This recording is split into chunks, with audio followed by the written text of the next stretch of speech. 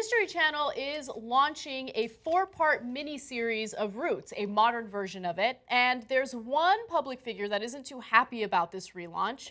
It's Snoop Dogg. In fact, he believes that this does more harm than good for the black community. Take a look at a post that he put up on Instagram explaining why. No disrespect, but I can't watch no motherfucking more black movies where niggas getting dogged out, 12 years a slave, Roots, Underground. I can't watch none of that shit. I'm sick of this shit. How the fuck they gonna put Roots on Memorial Day? They gonna just keep beating that shit in our heads or how they did us, huh?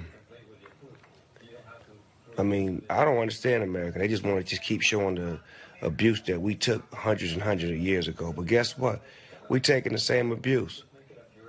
Think about that part. When y'all gonna make a motherfucking series about the success that black folks is having? The only success we have is Roots and 12 years a slave and shit like that, huh? Fuck y'all, I ain't watching that shit. And I advise you motherfuckers that's real niggas like myself, fuck them television shows. Let's create our own shit based on the day.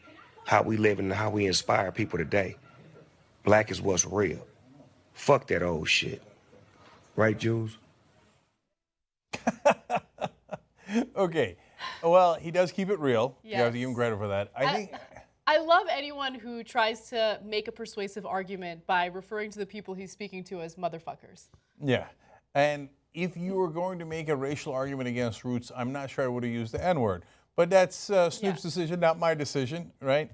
It borders on the ironic. But in it, I understand his frustration.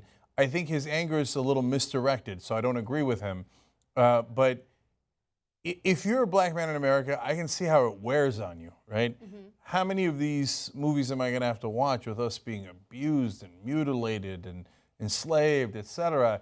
It wears on your soul, right? And I think that's his frustration coming out. At the same time, it is part of our history, and most people want to ignore that history. And I think it's actually a good thing to show it, and it doesn't help to hide it. So you have to consider the fact that in states like Texas, the Board of Education is doing everything it can to whitewash history books and social study books to ensure that civil rights leaders aren't represented, to ensure that conservative values are overrepresented. And so we're dealing with that.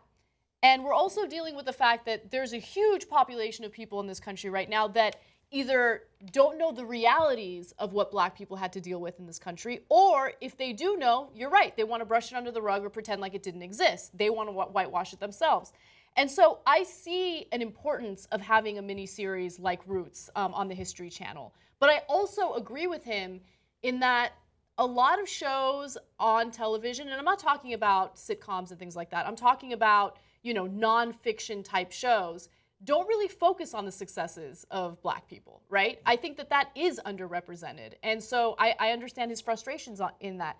And look, we were talking about this in the production meeting, and Ben disagreed with me, and he brought up shows like Blackish, right? And not to bring him up because he can't really defend himself, but Empire and Scandal. Right, but those are not shows based on real people, right? We're talking about black people today who are succeeding, who don't get any love in the press, who don't get any attention in the press. I get it. And the reason why a show like Blackish is doing so well is because it pokes fun at all the stereotypes that the black community has to deal with, right? It's about a successful black family kind of raising awareness about all these issues that black people have to deal with because of the stereotypes. But I'm not sure there's a lot of nonfiction shows about successful white folks. Really? I mean, I don't know, maybe I'm wrong about that. I mean, obviously there's one called, The Apprentice, where so-called successful white man fires everybody.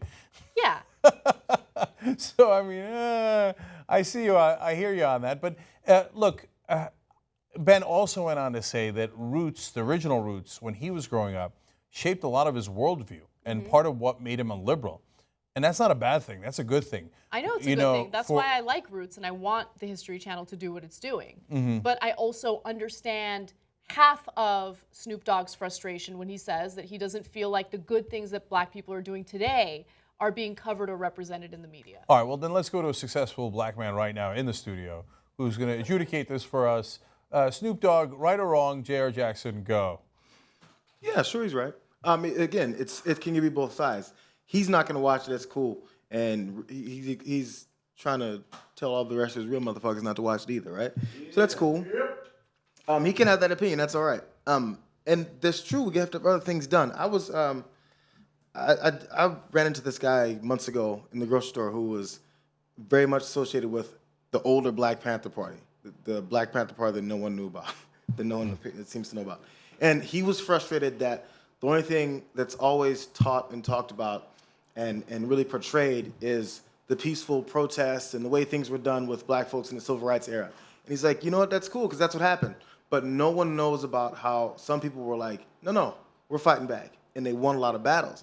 Now, that's his perspective. He liked that part because he's like, we were getting attacked. And they kept wanting to say that we were just cowering over and getting hung and getting beat and getting shot and getting ripped apart. He goes, no, we fought back. So he wanted that also to be portrayed, not to disparage what always gets said, but he wants both sides. But the worry is that it'll inspire people now to be like, yep, gonna do it too. Because as you've seen, the new Black Panther Party, they show it on TV sometimes, is look at these dangerous black men. And they want to keep that kind of perspective on that and not see it as anything else. So they don't want to inspire anyone else to be angry or, quote, violent or fight back. So they never talk about those parts of when it did happen back in the 60s, 50s, whenever. They don't want that part. So I think that's where he was coming from, too. Go ahead, give the stories of this and how we get our asses kicked around a lot, but give the success stories of how far we've become, because no one still believes it. They still think, oh, those black folks, they're all just so poor. There's plenty of successful black people, obviously. But people don't really think that they think it's 1 in a million, It's not true. Well, so, I mean, look, a couple of things here. In the HBO movie All the Way, that's mainly about LBJ, there's a lot of huge storyline, obviously, about MLK, because that's what was going on at the time. You actually do see black people fighting back and it making a difference. That really scared white folks, right? And whether it was the nonviolence but very strong protests of Martin Luther King or the occasional riots, even Lyndon Baines Johnson, who was kind of with them but not fully committed, was like, ooh, riots, committed, a little bit more committed, let's resolve this, right? So, yeah, I know that'll scare people, JR, right now if you did that, right? If you showed the true complexity of the civil rights era, right? It was largely the nonviolence that worked, but there was a little bit of, stuff happening in the streets that also was a factor in that decision making. Now, but the reality of the history of the slavery is that one side had all the weapons, the other side didn't have any weapons, and it was nearly impossible to fight back. There was many heroic stories of people fighting back, but it wound up with them being killed, right? So it's hard to come up with a story that didn't. That's part of why I love Django Unchained, because it was kind of an emotional release for like, wouldn't it have been cool if this happened instead, right? That's also why I loved the other Quentin Tarantino movie, Inglourious Basterds. Wouldn't it have been cool if this happened instead of having to watch another Holocaust movie where the victims die, right? Because that was the reality, right, unfortunately.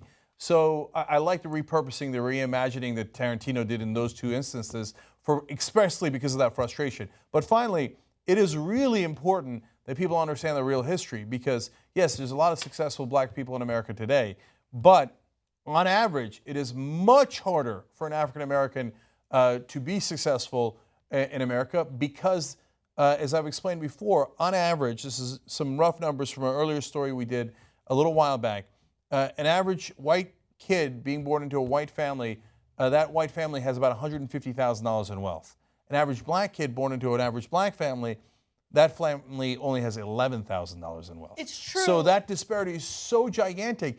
And yes, that is a legacy of slavery and Jim Crow and all the discrimination, because that disparity didn't happen overnight. It happened over the course of time. So it's super important for you to know that context. Don't get me wrong. Is Snoop allowed to have his own opinion? Of course! No, not allowed. He can think whatever he wants to think. And I get that it hurts to see it, But look, finally, you had like the great fighters in World War II who were African American, like the Tuskegee Airmen and others, and some of the people who served in World War II, I've read their accounts, Norman Lear, George McGovern, etc. When they saw those black pilots coming in, they'd think, oh, thank God, right? And so that changed their perspective. And so there's been some movies made about them, and to get that perspective of these heroic fighters who, when other white Americans saw them, they thought, here comes the cavalry, almost literally in that case, right? But you also have to show the reality that, as Jesse Jackson once explained, that when his dad came back from the war, he had to sit in the back of the train, and they had the Nazi captured soldiers sitting in front of him because they were white. Jesus. That's also our reality, and not too distant past. So that's the full range of what actually happens in this country.